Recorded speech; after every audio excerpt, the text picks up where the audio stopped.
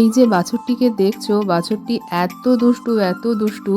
আর দুষ্টু আমরা এই কারণেই বলছি যে ছেলেটি অনেক ধৈর্য সহকারে কিন্তু ওকে কলা খাওয়াচ্ছিল। আর এত দুষ্টামিও করছিল, শুধু কলাটাই খাচ্ছিল, চোকলা টোকলা কিচ্ছু খাচ্ছিল না। আর দেখতে কিন্তু বেশ মজা লাগছিল। আর একদম না ছোট্ট একটুখানি বাছুরটা কিন্তু মানে ভীষণই মানে খুব আদর করতে ইচ্ছা করছিল। আমার মেয়েও আদর করেছিল ওকে। আর আমার বাবু তো ওর প্রেমে পড়ে গেছিলো। ওকে আবার কথা দিয়েছে যেদিনকে আমি যাব না তার আগের দিন আমি তোকে খাওয়াবো। আর দুষ্টামি বললাম না, ও দুষ্টামি চূড়ান্ত দুষ্টামি। আগের দিন বাবু ওকে এবারে বিস্কুট খাওয়াতে গেছে, ও বেচারা বিস্কুট একটুও খেলো না। কোথা থেকে একটা ধূপ করে আরেকটু বড় বাছুর এসে সেই বিস্কুটগুলোকে খেয়ে গেল।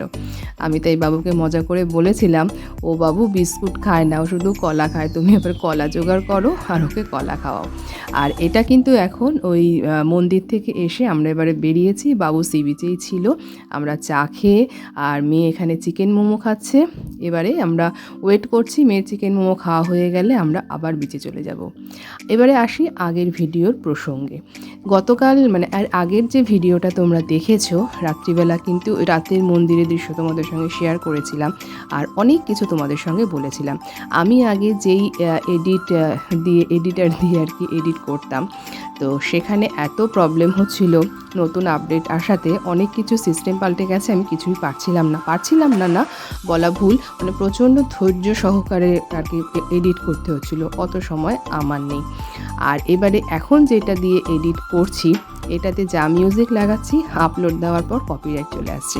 তাই আমি মানে একটুখানি মন খারাপ হয়ে যাওয়াতে আমি শুধু মিউজিক দিয়েই আগের ভিডিওটা আমি আপলোড দিয়ে দিয়েছি। আগের ভিডিওতে তোমরা দেখেছো বোটিংয়ে আমরা ভীষণ মজা করেছি এবং অনেক কিছু ক্লিপিং আমি কিন্তু অরিজিনাল ভয়েস দিয়েই রেখেছি। তার একটি কারণ, আমি এই মুহূর্তগুলো কিন্তু আমার কাছে ছিল, সেই মুহূর্তগুলো আমার কাছে ছিল কিন্তু ভীষণ মূল্যবান। ভবিষ্যতে আমি যখন ভিডিওগুলোকে দেখব, আমরা যে কি মজা করেছি সেগুলো কিন্তু আমার চোখের সামনে ফুটে উঠবে। আর বোটিংয়ের ইচ্ছা আমাদের কারোর সেরকম ছিল না, কিন্তু বাবুর ছিল। আর বাবুর যেই মাত্র শুনেছি বুঝতে পেরেছি যে বাবুর বোটিংয়ের ইচ্ছাটা আছে, আর আমরা পিছু পা হইনি। আমরা কেউই বোটিং পারি না সেরকমভাবে করতে, আমি তো পারিই না। এটা বোটিং আমার লাইফে ফার্স্ট টাইম, আমার মেয়ের লাইফে ফার্স্ট টাইম। আমার কর্তামশাই যেহেতু একটু প্রবলেম হয়, তাই ওরকমভাবে বসে বোটিং করতে অসুবিধা হয়। কাকুরও ফার্স্ট টাইম সম্ভবত, কিন্তু বাবু বলেছিল তোরা চিন্তা করিস না, আমি তো দেশের বাড়িতে নৌকা চালিয়েছি, আমার উপর ভরসা রাখতে পারিস। আর সবচেয়ে বেশি মজা হয়েছে মানে প্যাডেল করতে গিয়ে, আমার কর্তামশাই একভাবে করছিল আর বাবু করছিল আরেক রকমভাবে, যার জন্য হচপচ হয়ে যাচ্ছিল। ভীষণ আমরা মজা ঠাট্টা করেছি। আশা করি তোমরা ওই ভিডিওটা যারা দেখেছো তারা বুঝতে পেরেছো যে কতটা আমরা মজা ঠাট্টা করেছিলাম। আর সেই কারণেই কিন্তু আমরা আর বোটিংটা মানে ওই কিছু ক্লিপিংগুলো আমি অরিজিনাল সাউন্ডেই রেখেছি। তারপরে বোটিং কমপ্লিট করে আমরা কিন্তু সেই টোটোটাকে ছেড়ে দিয়ে অন্য একটা টোটো ধরে চলে এসেছিলাম লাঞ্চ করতে, সেটাও তোমরা দেখেছো। আর লাঞ্চ যেখানে করতে এসেছিলাম সেটা ছিল সকালবেলা ব্রেকফাস্ট করেছিলাম যেই হোটেল থেকে। ব্রেকফাস্টটা তো তোমাদেরকে বলেছিলাম অসম্ভব ভালো খেয়েছি, আর লাঞ্চ কিন্তু ততটাই জঘন্য খেয়েছি, মানে মারাত্মক বাজে খেয়েছি। আর তখনই আমরা ডিসিশন নিয়ে নিয়েছি এই হোটেলের মুখও একদমই হব না। আমরা দীঘাতে যে কদিন ছিলাম আমরা কিন্তু ভেজ খাবারই খেয়েছি, আর আমরা তখন ভেজ থালি নিয়েছিলাম আর কর্তামশাই নিয়েছিল এক থালি, জঘন্য ছিল। তখনই ডিসিশন নিয়েছিলাম রাতেও কিন্তু আর এমুখো হব না, রাতে কিন্তু খেয়েছি তার পাশে, আমরা গতকাল যে রাতেবেলা বা দুপুরবেলা যেই হোটেলে খেয়েছিলাম তার ঠিক পাশে।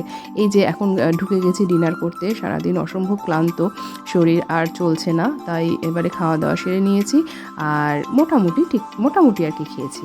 আর চলো, এটা হলো গিয়ে পরের দিন সকালবেলা। এইবারে কিন্তু সকালবেলা আমরা যাব প্রথমেই আবার যাব জগন্নাথ মন্দিরে সকালের দৃশ্য দেখতে, যেটা আমাদের ইচ্ছা ছিল যে রাতের দৃশ্য কীরকম সেটা দেখব আর দিনের দৃশ্যটাও দেখে নেব। কেননা সত্যি কথা বলতে যে বারবার তো আর আসা হয় না, যখন এসেছি সেই সুযোগটা কেন ছাড়বো।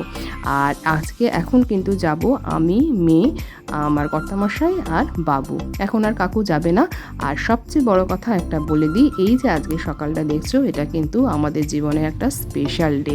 আজকে এই দিনটা যেটা দেখছো এটা হলো 8ই ডিসেম্বর, আর আমাদের জন্মদিন, মানে আমার আর আমার কর্তামশাইয়ের জন্মদিন। একটু অবাক হচ্ছে তো যে একই দিনে এরকমভাবে জন্মদিন। আজকে আমাদের অ্যানিভার্সারি। 15th অ্যানিভার্সারি দেখতে দেখতে 15টা বছর কিন্তু কাটিয়ে দিলাম আমরা, দুটো অচেনা মানুষ একসাথে কাটিয়ে দিলাম। ঠাট্টা মজা রাগ অভিমান সমস্ত কিছু করে ভাবা যায় 15টা বছর। আর আমার ভিডিও মোটামুটি তোমরা যারা দেখো তোমরা ভালো করেই জানো আমাদের বাড়িতে কিন্তু যে কোনো অকেশানে আমরা বাড়িতেই কাটাই, কিন্তু এই নিয়ে দুটো অ্যানিভার্সারি হলো আমরা ঘটনাচক্রে কিন্তু বাড়ির বাইরে। প্রথমে সেটা তখন মেয়ে সম্ভবত 1-এ কি 2-এ পড়ে, আমার সঠিক এই মুহূর্তে মনে পড়ছে না, তখন কিন্তু গিয়েছিলাম পুরী। আর সেদিন যাওয়ার ডেটটাই ছিল 8 ডিসেম্বর, আর সেদিনকে আমাদের সঙ্গে ছিল দাদা বৌদি। আর এই মুহূর্তে কিন্তু যে 8 ডিসেম্বরের ভিডিও তোমরা দেখছো, এই মুহূর্তে আমাদের সঙ্গে আছে বাবু আর কাকু। ওই যে অ্যানিভার্সারি বা বার্থডে বলে যে আমরা নিজেরাই সেলিব্রেট করেছি তা নয়, সেটা কখনোই করি না। বাড়িতে থাকলেও সবাই মিলে একসঙ্গে খাওয়া দাওয়া হই হট্টগোল করি। আর এই যে এখন যে এই মুহূর্তে বাড়ির বাইরে আছি আমরা কিন্তু নিজেরা নই, মানে সঙ্গে আমাদের কেউ না কেউ থাকে, এটা নিয়ে কিন্তু থাকতে আমরা বেশি ভালোবাসি। তো যাক গিয়ে আর সকালে কিন্তু শুধু চা বিস্কুট খেয়ে, চাটা যেরকম হোটেল থেকে দেয় সেই চাটা খেয়েই বেরিয়ে পড়েছি। আর কাকু বিস্কুট নিয়ে গেছিলো, সেখান থেকেই বিস্কুট খেয়ে আমি, কর্তামশাই, মেয়ে আর বাবু চলে এসেছি এই মন্দিরে সকালবেলা দেখতে। যেহেতু বাবু কালকে যায়নি, আর তাছাড়া আমারও সকালবেলা মানে দৃশ্যটা দেখার ভীষণই ইচ্ছে ছিল। তো এসে তো ভীষণ ভালো লেগেছে, মানে রাতে যতটা আলোয় আলোকিত সুন্দর সুসজ্জিত মন্দির দেখেছিলাম, দিনের আলোতেও কিন্তু অপূর্ব লাগছে।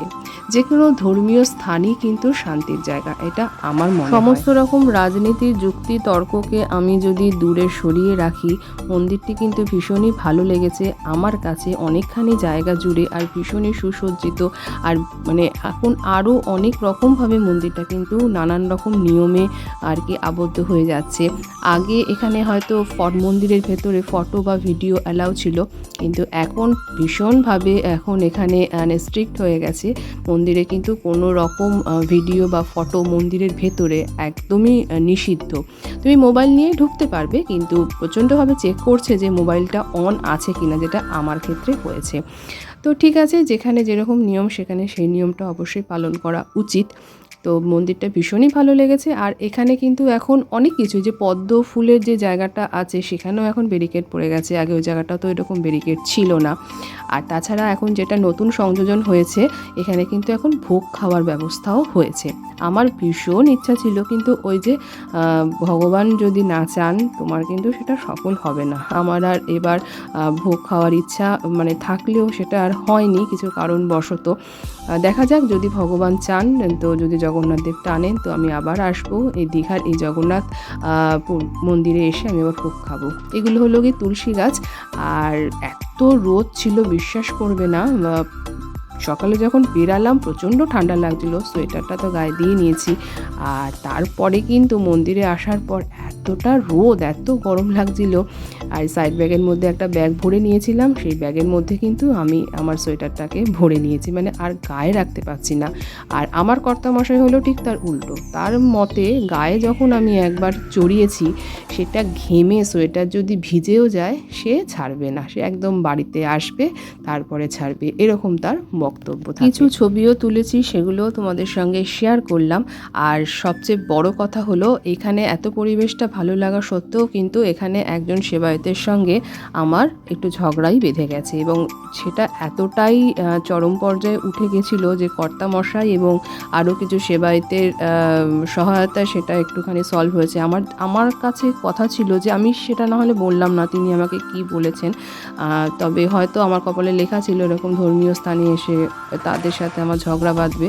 কথাটা আমার খুবই খারাপ লেগেছে, কথাটা যে তাদের মুখে এরকম কথাটা মানায় না, এবং সেটাও আমি বলেছিলাম। এবং সেটা মানে তিনি কিছুতেই মানতে চাইছিলেন না যে তিনি কথাটা মানে খারাপ কথা বলেছেন।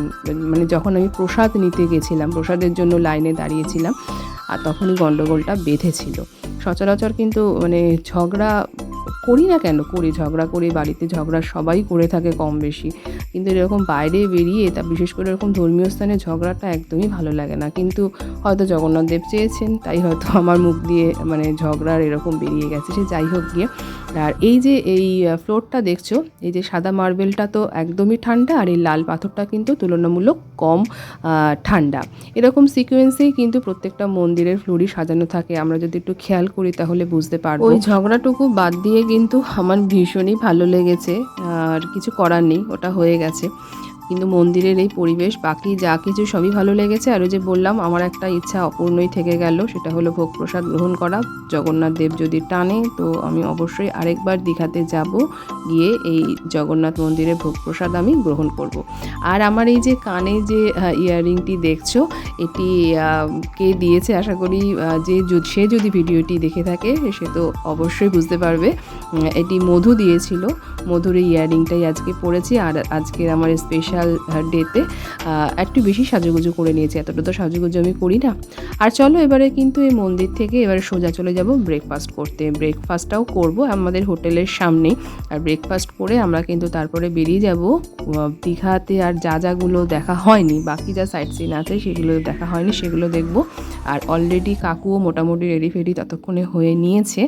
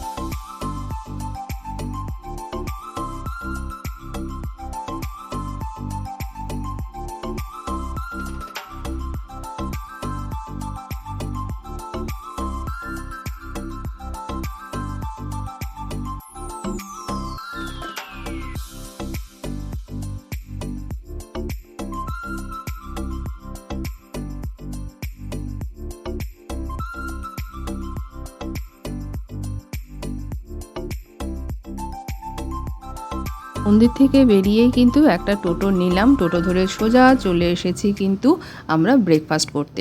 কাকুর একটু পেটটা গন্ডগোল ছিল বলে কাকু আর ব্রেকফাস্ট করতে আসেনি। আর এই হোটেলটিতেই কিন্তু আমরা প্রথম দিন খেয়েছিলাম, এবং এই হোটেলটির খাবার যেমন বলতে পারো হাইজেনিক, সেরকম ডিলিশিয়াস, মানে ভীষণই ভালো, যার জন্য আমাদের এই হোটেলটি ভীষণই পছন্দ হয়ে গিয়েছিল।